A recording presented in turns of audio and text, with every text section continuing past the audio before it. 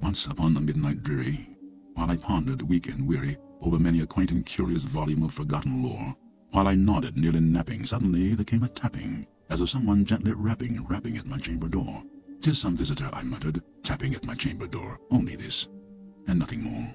Ah, distinctly I remember, it was in the bleak December, and each separate dying ember wrought its ghost upon the floor. Eagerly I wished the morrow, vainly had I sought to borrow from my books surcease of sorrow, sorrow for the lost Lenore, for the rare and radiant maiden, whom the angels name Lenore, nameless here, forevermore. And the silken, sad, uncertain rustling of each purple curtain thrilled me, filled me with fantastic terrors never felt before, so that now, to still the beating of my heart, I stood repeating, "'Tis some visitor entreating entrance at my chamber door, some late visitor entreating entrance at my chamber door, this it is, and nothing more."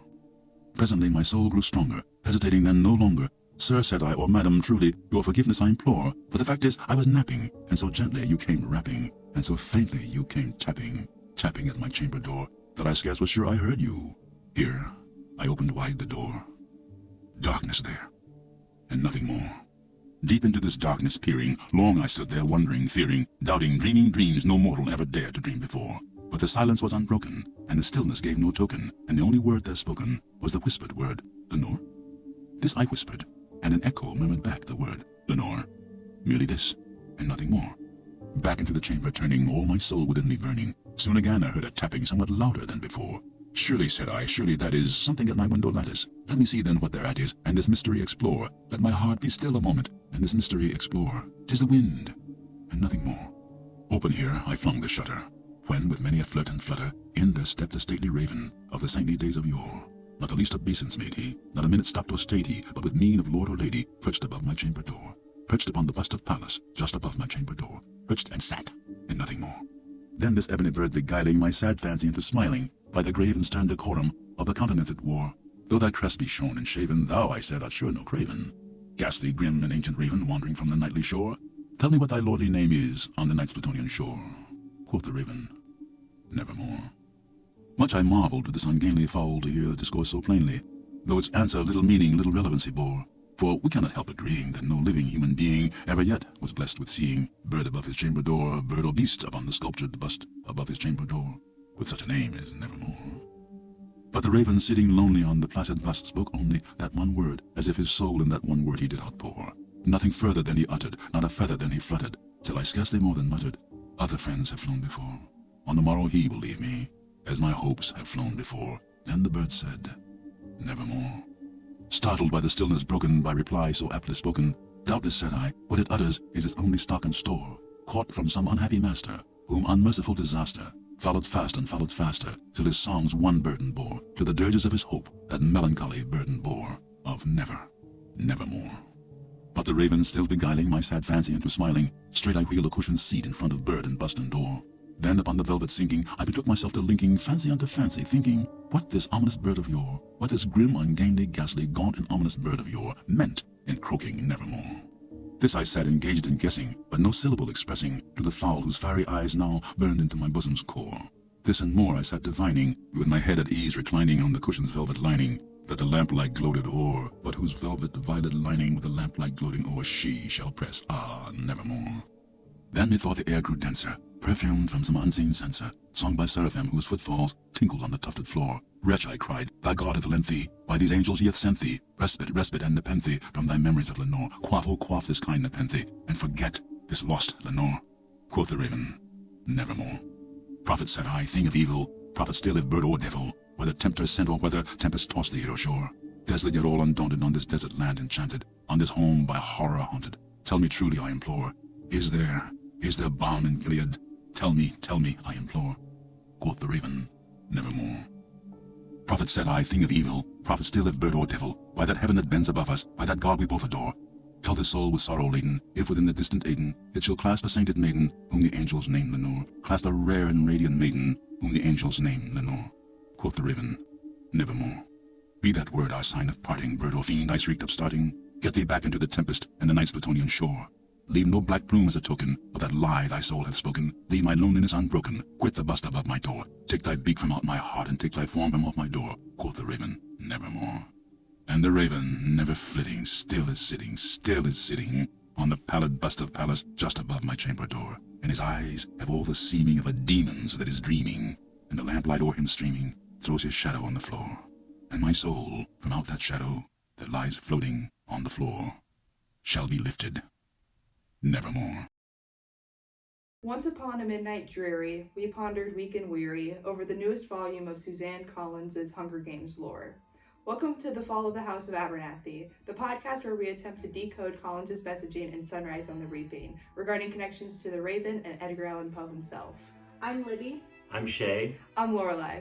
Today we will be exploring how the Raven mirrors events of the book, how Edgar Allan Poe's life mirrors Hamish's, and how Edgar Allan Poe's political beliefs are mirrored in parts of the book. By the end, you'll have a better understanding as to why Collins chose this infamous poem to create a backdrop for the novel. As for content warnings, we will be discussing topics of violence, death, specifically of children, drug use, alcohol addiction, misogyny, and racism. Now, before we nod, nearly napping, let's remember in this bleak April all that there is to know about the connections between the Raven and Sunrise on the Reaping. So first, talking about Lenore Dove and the Raven, I think it's important that we mention what Collins said in her Barnes & Noble exclusive interview. She knew that Lenore Dove was going to be Covey, and so when she was finding the ballad name for her, she used a formula. So the love of his life plus her early death plus his relentless grief equals Edgar Allan Poe. And she ends up talking about how she couldn't resist using the Raven. So that's why she said she chose the Raven. So Edgar Allan Poe wrote the Raven in 1845, and in 1846 he released an article called The Philosophy of Composition, where he basically is just like, oh, this is how I wrote it, I'm such a good author, this is how I wrote the Raven. And so in it he talks about how he was setting out to mathematically write the best poem ever, and that it needs to be around 100 lines because that's the best length for a poem. And so he said that melancholy is thus the most legitimate of all poetical tones. And he later then goes on to say that of all the melancholy topics, death is the most, and the most melancholy of death is that of a young woman. And so I thought it was interesting to see the connection between his mathematical thinking behind the Raven and Suzanne Collins' mathematical thinking behind naming Lenore Dove. And it also kind of relates back to other characters that we see, like Rue, her death. Like, that's probably one of the most impactful deaths that we see in the series, and now Lenore Dove. So, yeah. We know that in chapter 26, Suzanne Collins includes all of the Raven and interlaces the stanzas between the narrative. And so there's just a few stanzas that I thought that tied really well with what Hamish was going through at the time that she quotes it. So stanzas 13 and 14 happen when Hamish goes on his victory tour. That's the stanza where it's talking about the Nepenthe. Stanza 13 and 14 start with respite, and Nepenthe from thy memories of Lenore. Quoth, oh quaff this kind Nepenthe, and forget this lost Lenore. Quoth the Raven, nevermore. That's lines 82 through 84. This stanza is also brought up in chapter 9 with his conversation with Plutarch. They mention how Nepenthe can either be the alcohol or the drug. It was an interesting way to bring that whole throughout the book, since chapter 9 is relatively early in the book. So we see the seeds of that stanza start early, and then later when Hamish is all strung out on alcohol and drugs during his victory tour, we can see that it directly relates to his grief of Lenore. Yeah, and we know that's obviously going to happen because of what we know from the original trilogy, obviously. What? But then it also relates back to, you were saying how he's strung out on drugs from the Capitol, and how both of those relate back to the same stanza. Mm-hmm. And then also when he's on the victory tour, he says that Effie's trying to keep him sober. So Sorry to all the Hayfie shippers out there who really wanted this book to confirm it. No. It's okay, guys. Moving on to stanza 16. This stanza comes when he's talking to Plutarch while on the victory tour, and then he decides to avoid him the rest of the time. And this stanza 16 is, "Prophet, said I, thing of evil, prophet still, if bird or devil, by that heaven that bends above us, by that God we both adore, tell this soul with sorrow laden, if within the distant Aidenn it shall clasp a sainted maiden, whom the angels named Lenore. Clasp a rare and radiant maiden, whom the angels named Lenore, quoth the raven nevermore." So that's lines 91 and 96. And then in this moment in Haymitch's life during his victory tour, he keeps dreaming and seeing Lenore Dove. And so I thought it was a really interesting, because, well, this stanza can be interpreted many ways. Because there's like 3 main ones, because I interpreted it wrong, I guess. But I always thought of it as the like lines, "By the heaven that bends above us, by the God we both adore, tell this soul with sorrow laden, if within the distant Aidenn it shall clasp a sainted maiden." I always thought of that as him asking if he will go to heaven and see Lenore, but it could also mean that Lenore isn't in heaven. And so that can kind of parallel with Lenore being in Haymitch's life, or with Haymitch feeling that guilt about her death, to where he thinks he's like condemned. Or Lenore could be seen as condemned, since we knew she was going to die at the beginning of this book. So Yeah, I think honestly this book in itself had a lot more to do with like religion, like as we know it, like especially Christianity, because Aidenn is heaven, obviously, and Lenore Dove talks about religion with Haymitch, and we don't really see like religion like popping up in like the other books. Yeah, I don't think it's ever really like touched on. it's mentioned in The Old There Before with Lucy Gray, and so that could kind of mean that the Covey is like the keepers of like what's left of religion. That's true. And then with them dying out before the original trilogy, we just don't see it there. Yeah. And then also with that stanza, when it says like rare and radiant maiden, I noticed at one point in the book, I think it's probably in part 3, where Haymitch calls Lenore Dove his rare and radiant maiden. Yes. And Yeah. I thought that was really cool. Like he just like, it's kind of just so ingrained in him that like this song. And also, isn't this quote or one similar to it in part 2, but it's the one where he flips it, so he's saying that Lenore is mourning him. On 203, "Tell this soul with sorrow laden, if within the distant Aidenn it shall clasp a sainted maiden, whom the angels name Lenore, clasp a rare and radiant maiden, whom the angels name Lenore." So yeah, he brings it back again, and then it actually goes into talk about more what we said with like Lenore Dove telling him about religion, because he didn't even know what an angel was. So that kind of begs the question: does anybody really? Well, like, I know I'm trying to remember if it's in Catching Fire or if it's in the first book. It's in Catching Fire, because she's in the mansion and she sees cherubs, but she doesn't know what they are. Or Katniss sees cherubs and doesn't know what they are. So it shows that religion has died off at that point. which is probably like an intentional thing, because I feel like alongside music, religion is also a way to get people like behind a common cause. So that's definitely like, I'm not going to say it's 100% President Snow's doing, but it would be very easy to just blame all the bad things on him. Because, yeah. And in the first movie, he says hope can be a good thing, but too much hope is dangerous, and religion provides hope. Yeah, and music and religion are very tied together. So Stanzas 17 and 18. This happens. I thought that this was very funny. Not funny. Funny's a bad word to use. So stanza 17 starts with the lover or the narrator of the Raven talking about how the bird needs to leave him alone. He basically tells the bird to go to hell. That ties in with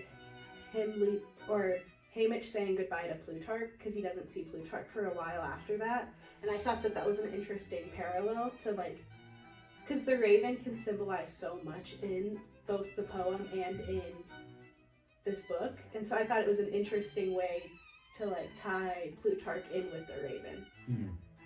And then the final stanza of the Raven, stanza 18. And the lamplight o'er him streaming throws his shadow on the floor, and my soul from out the shadow lies there floating on the floor, shall be lifted nevermore.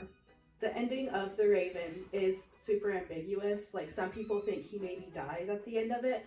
I personally think that it just shows that he's stuck in that grief forever. Like, the shadow cast by the Raven is showing that grief. That interpretation of that stanza is paralleled well with what Collins writes, because after that, the ending of the book, or the ending of chapter 27, because we still have the epilogue, Haymitch says, I hear Sid's voice waking me in the morning. That raven first tapped on my chamber door. Happy birthday, Haymitch. And so it shows that he's kind of stuck in that grief. Yeah, with that, I'm very curious who Suzanne Collins intended to be like the Raven character, like who's like the Raven saying like Nevermore over and over again. I would automatically think Snow, but I don't know if that's necessarily fully true. I think it'd be interesting. I haven't looked at this, so this could just be wrong, but I think that the Raven could also just not be a character, and instead could just be reminders. Like Haymitch, while he's in the games, he keeps having reminders that he's not going to see Lenore Dove again. Yeah. And so that could be what the Raven is, rather than a character. If we had to assign a character, Plutarch would be considered the Raven, because he does the same thing over again with, like, he tried it with Haymitch, but then he pretty much says almost the exact same stuff to Katniss, but Katniss is actually the catalyst for the rebellion and sending it forward. I think there could be an interesting parallel, if we could get into it, between Haymitch being stuck in his grief and then, like, Plutarch being stuck in his, like, the repetition of trying to get the rebellion sprung forth. Yeah. Because if the Raven is just repeating itself, then definitely Plutarch is, and then I guess it would also be just anybody who's been, like, trapped by the capital that's trying to break free. Just the continuous repetition of it. I think this popped in my head when you talked about being stuck in grief, but Katniss also gets stuck in grief during Mockingjay after the death of Prim. So that could be an interesting passage to go back and look at, which I can do it later, at a later date. Yeah. And I mean, it's also like, further repetition is because Rue died first, and she attributed Rue to Prim, so it's like watching her sister die twice. So she's constantly stuck in that. And then... Sorry. No, go ahead. Which is what happened to Haymitch when he saw Ampert die and then couldn't help Sid when the house was burning down. So it's like the Raven is just the symbolism for... I would say it's less so a character, but more so symbolism for the repetition within, like, the whole series. That's also really interesting because we see how prominent, like, the idea of twins are in this book, with Haymitch's sisters, plus Maisie and Marilee, and then also Luella and Lulu. So that repetition's also very interesting. Which, I really like how you brought up Luella and Lulu. Like, when a Raven copies somebody, it's not, like, fully. Does that make sense? It's always like a little bit off because they don't have the same, like, vocal cords we do. So that would be like a direct parallel between Luella and Lulu, where it's like there but not. And then Haymitch is constantly comparing both, when Luella died, to her being a broken little songbird. And then later he talks about how they merge into one when Lulu's dying. So that would also further solidify the songbird type character arc to those. Yeah. We can further look at Haymitch as the narrator or the lover of the Raven, which I think that there's some very strong parallels, especially at some points I felt like it was like beating over our head. Like, he is a drunk, the guy is a drunk, Haymitch is sad. Like, it's very much like you can definitely see those parallels, but I was just gonna map it out for less observant readers. Mathematically map it out. But yeah, so the death of the girlfriend, Lenore Dove, is directly paralleling Lenore and the Raven. I know, crazy. Crazy. Even though that we see Haymitch kind of relating himself to Lenore when he thinks he's going to be the one to die, so we know that their love is like doomed to be ending that way. And then both Haymitch and the narrator turn to drug and or alcohol abuse, since, as previously mentioned, it's not 100% clear whether the lover in the Raven is shooting up heroin or if he's drinking himself to death. At the end of the book, Haymitch compares the yearly reaping to the Raven in the poem as a reminder, so that could be the repetition.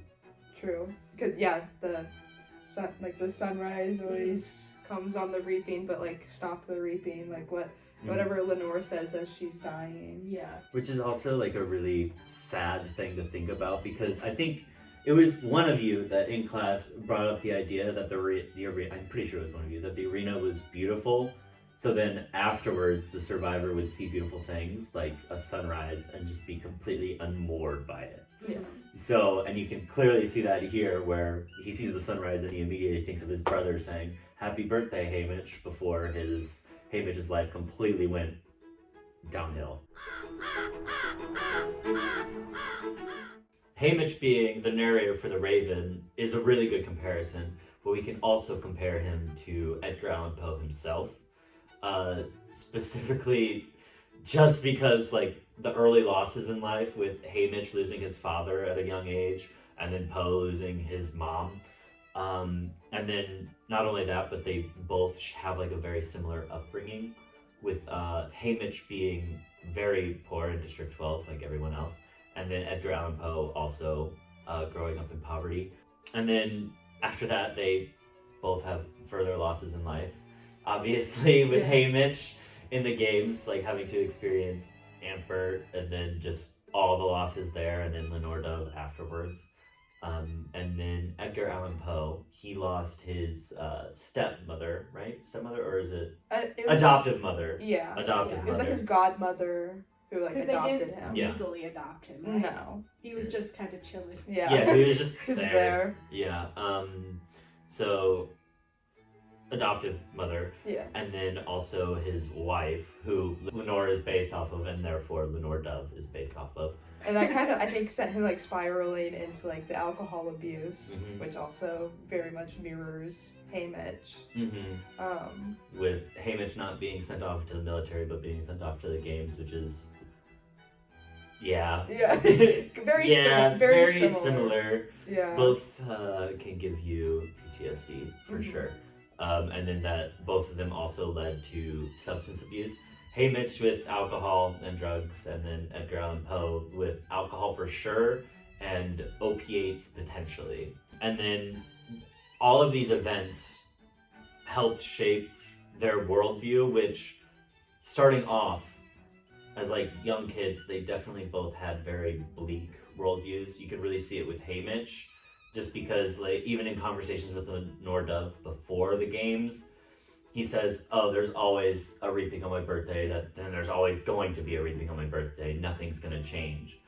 And Lenore Dove is the only one to like try and pull him out of the darkness and be like, "Hey, that doesn't necessarily mean that's what it is." Which is also another thing that's like really depressing. Like the one light you have in the world goes out, so then you feel like you have nothing left. Yeah. Yeah. And then Edgar Allan Poe, obviously having a bleak worldview, which we'll get into it with his politics later, because those are very interesting. And then just the self-imposed isolation that they both have. Like they both, like after like the traumatic experiences of their life, they block themselves off from the world so they don't potentially experience any more. But it's also part of the reason why they're constantly stuck in their grief and unable to move forward, because they keep themselves locked away. Yeah, and they both kind of came into wealth later in life. Well, I'm pretty sure Poe, at a very young age, before both of his parents were dead, he had a lot of money. And then when he was with his godparents, they lived kind of in poverty.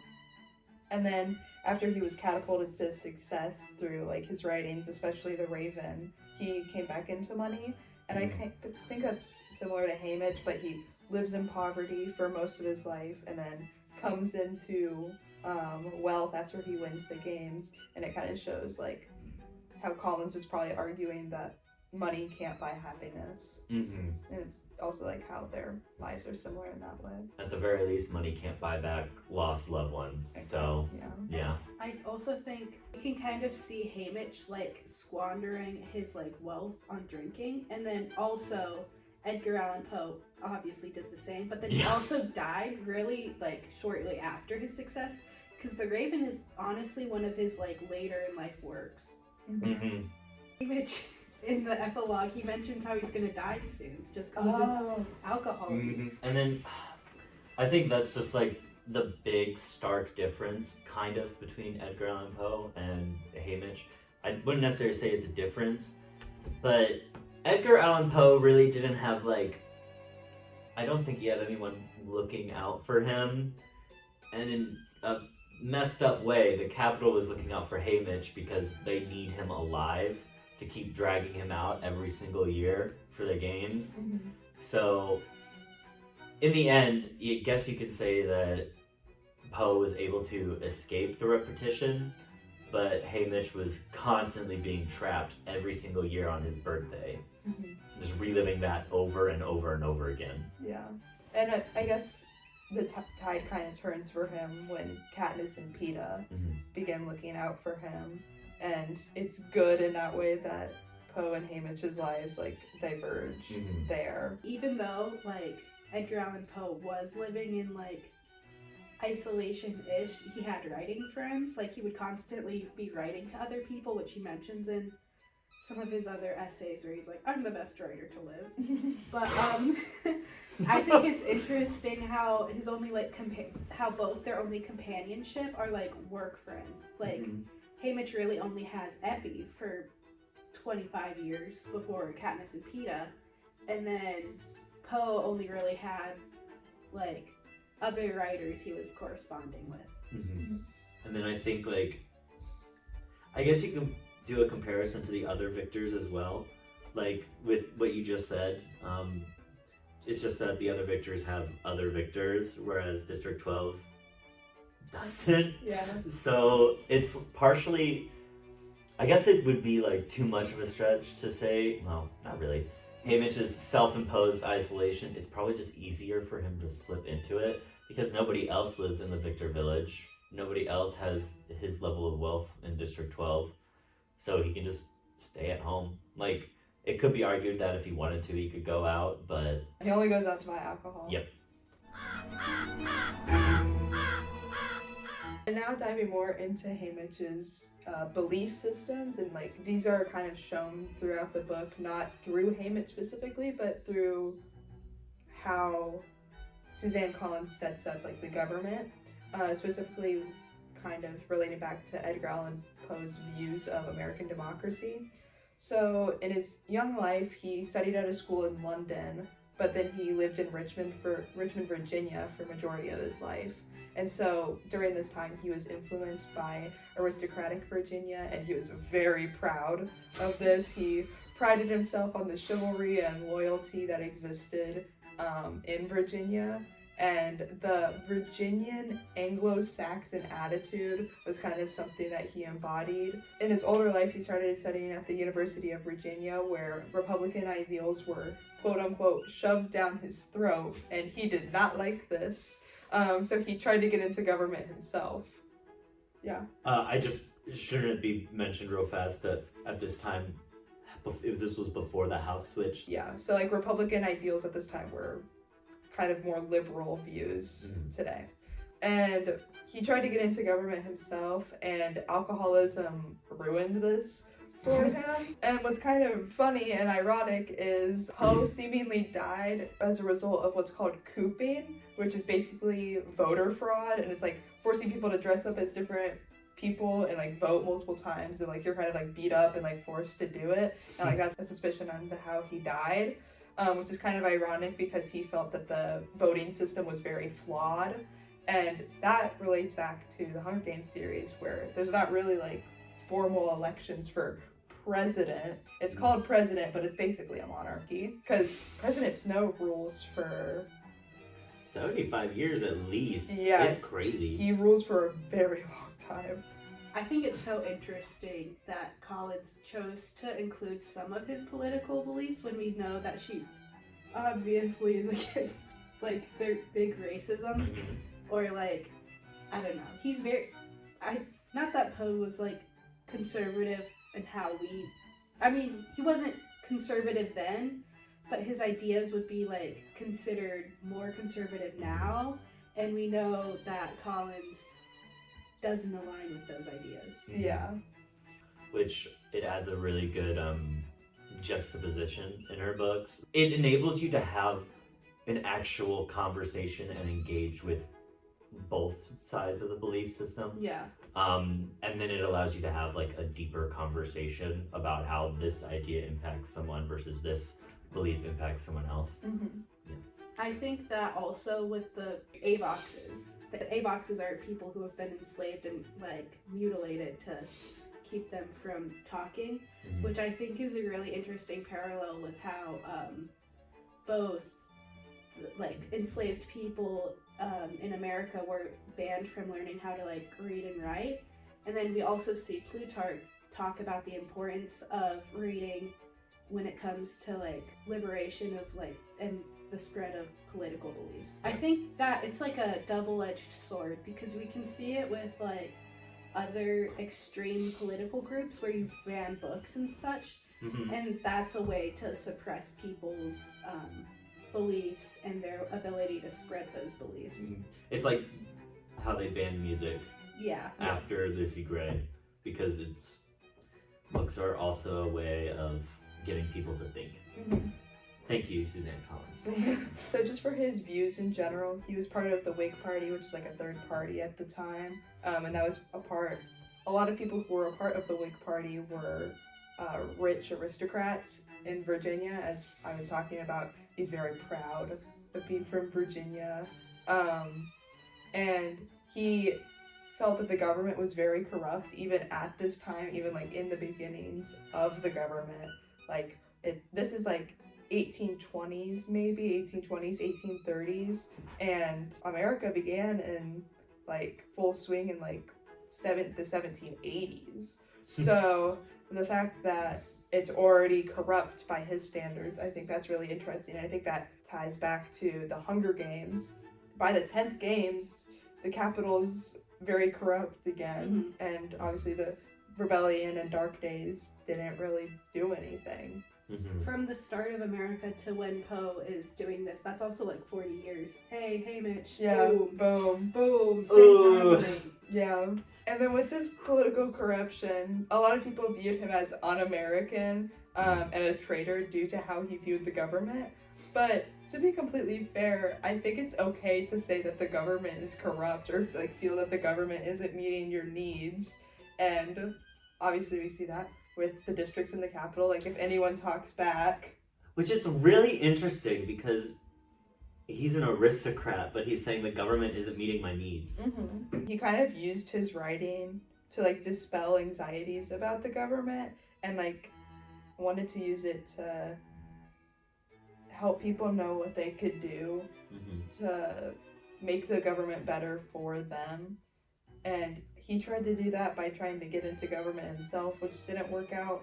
So I think he was trying to inspire other people to get into it. And in the Hunger Games, we see this with Propos by Plutarch, kind of in the original trilogy.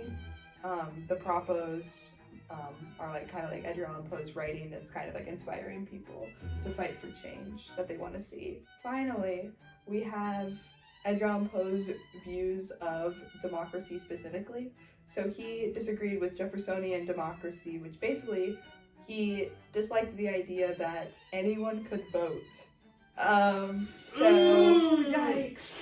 He said that every man voted, as they called it, that is to say, meddled with public affairs, until at length it was discovered that what is everybody's business is nobody's, and that the Republic, as the absurd thing it was called, was without a government at all. It is related, however, that the first circumstance which disturbed very particularly the self-complacency of the philosophers who constructed this republic was the starting discovery that universal suffrage gave opportunity for fraudulent schemes. So he didn't like the idea of people being able to commit voter fraud, which was happening at the time, and I think he should have been more upset with people not trying to do something about voter fraud rather than how the government was set up. Yeah, essentially what he's saying is, if I'm understanding this right, in like layman's terms, people can commit voter fraud, so people shouldn't be able to vote. Yeah, exactly. I think that his weird, like, I don't know, suffrage at the time, like, it was only white men. Mm-hmm. So, like, maybe it moved from white men with land to just white men in general. We know Poe hated, like, people of color and women, but we know his, like, dislike of people of color or women. Like, he doesn't even have to, he's not even thinking about that yet. He's only thinking about, like, wanting people, like, aristocrats to vote. Mm-hmm. Which is how people want the capital to be set up. They want all the rich people in the capital, and those are the people that control the government, and then everyone else, the poor, the people who they don't think should have a say, are just pushed into the districts. And then used. I think that it's also really interesting comparing Poe to Snow, because Poe's the one who wrote The Raven. He's the one who, like, condemned Lenore and the lover to be separated, and we see Snow with the gumdrops condemning Lenore and Haymitch to be separated. And also, Poe's views align scarily similar to President Snow's. Like, you can see it a lot in Ballad when he's like, I get the girl from District 12, seriously? Yeah. Like, honestly, Snow hates women, for sure. Like, actually, he does. I mean, how old is he? And he still isn't married? Finally was worried a lot about mob rule, Mm-hmm. and that's like why he was worried about voting. He didn't want the lowly, like, poverty-stricken rabble to take over, and like use their votes to take over democracy. And he thought that they already were because of cooping or voter fraud. And it's what happens in The Hunger Games, mob rule. Which is very interesting when you consider that one quote in here that's in part 2, where it's Mags talking, I think it's Mags talking about how the capital is worried that the districts are trying to become more capital, like districts 1 and 2. So it's really good that Haymitch is playing up the angle that he's not capital. Do we have anything else we wanted to talk I mean, about? I feel like we did it in the moment with our little tangents. Yeah. Thank you guys so much for watching. White man wave. I hope you enjoyed. Bye.